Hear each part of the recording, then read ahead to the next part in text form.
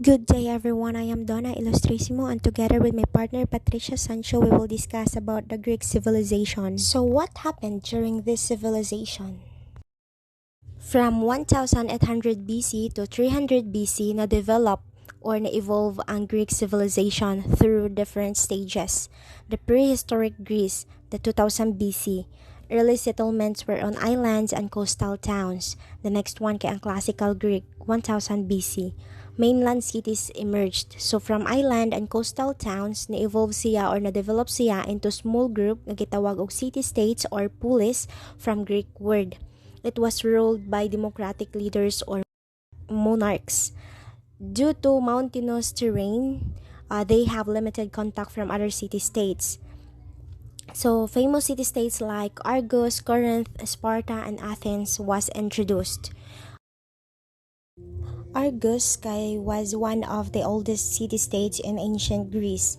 The Corinth kay ang city located on the isthmus that connects mainland Greece ngadto sa Peloponnese, while the Sparta naman kay isa siya ka city-state located in southeastern Peloponnese region of ancient Greece, while the Athens naman kay one of the most powerful city-states in ancient Greece.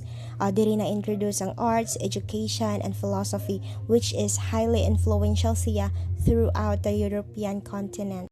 During this time, Greeks were mainly farmers and traders. Greek civilization started around 2000 to 1600 BC. In 480 BC, Greeks united to defeat the Persians, but their alliance didn't last long. In the 8th century BC marked Greece's emergence from the Dark Ages following the fall sa Messenian civilization. By the 6th century, Greeks saw the emergence of influential city-states like Athens, Sparta, Corinth, and Thebes. Through sa introduction of democracy in Athens, it brought about a golden era for Athenians that solves many social and political issues that time. Greece is located in southeastern Europe. It is defined or characterized by mountains and surrounded on all sides except sa north nga part. Regionalism and conflicts between regions kay common in ancient Greece. The numerous islands and coastlines fostered a seagoing trades. Greeks kay have limited natural resources unlike sa atoa nga abundant og natural resources. Ang tungod ana no naka-decide ang Greeks to establish colonies abroad.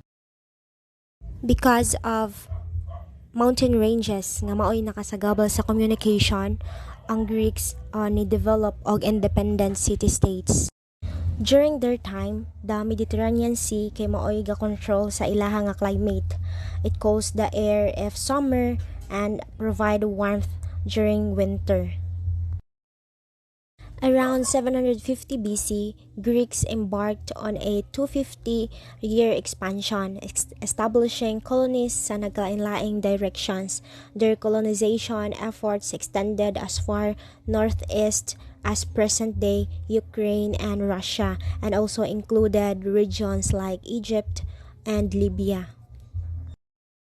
Now let's move on to Greek culture. Religion. Ancient Greeks were deeply religious. They worshipped many gods. In the field of art and architecture, Greek architecture influenced by neoclassical style in the 19th century, while modern trends dominate the 20th century. Sa language naman, Greek is their official nga language. Sa literature, they boast a rich literary tradition spanning over 2,800 years nga na-extend siya through several nga eras. Sa education, so in Greece, compulsory nga tanan bata ga edad og 6 to 15 years old nga eskwela. In the field of philosophy, science, and mathematics, during Greek civilization, they birthed scientific thoughts and philosophy through observation and their theory development. City-states in Greek. What does it mean to be a Greek city-state? ancient Greeks became too overcrowded on the Greek mainland. They spread out to the surrounding islands and formed colonies. These colonies became city-states. Politics and society. Political structure.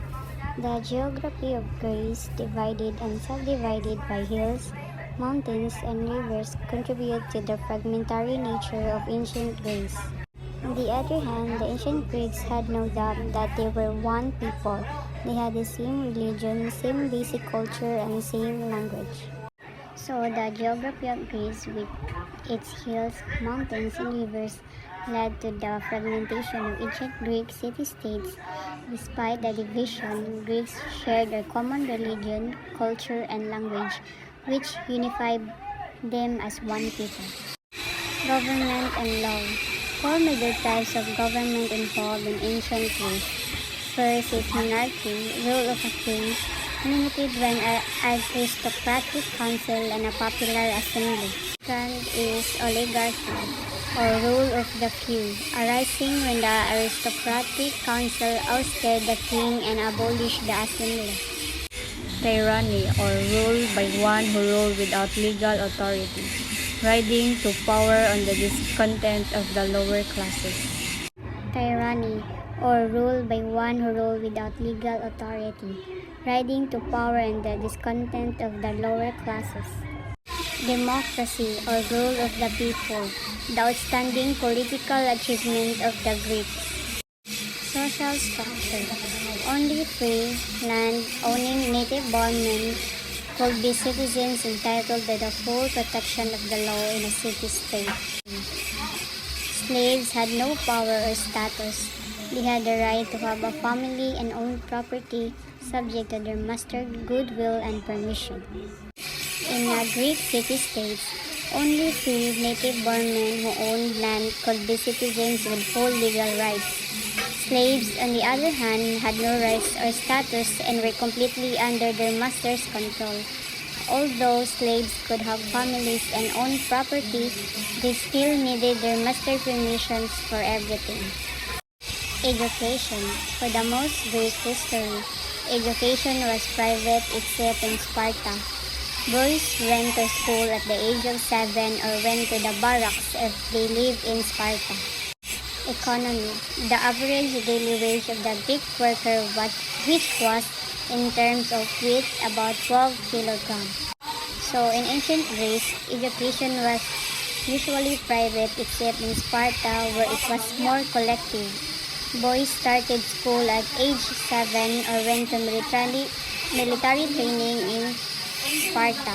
So regarding the economy, the average Greek worker earned about 12 kilograms of wheat as their daily wage. Warfare. Unable to maintain professional armies, the city-states relied on their own citizens to fight. So in ancient Greece, city-states didn't have professional armies, so they depended on their own citizens to fight in wars. Influence of the Greek civilization at present. So Greek mythology is a collection of stories and narrative concerning the gods, heroes, and mythological creatures. To this end, they created the first search engines, the first alarm clock, and many other inventions.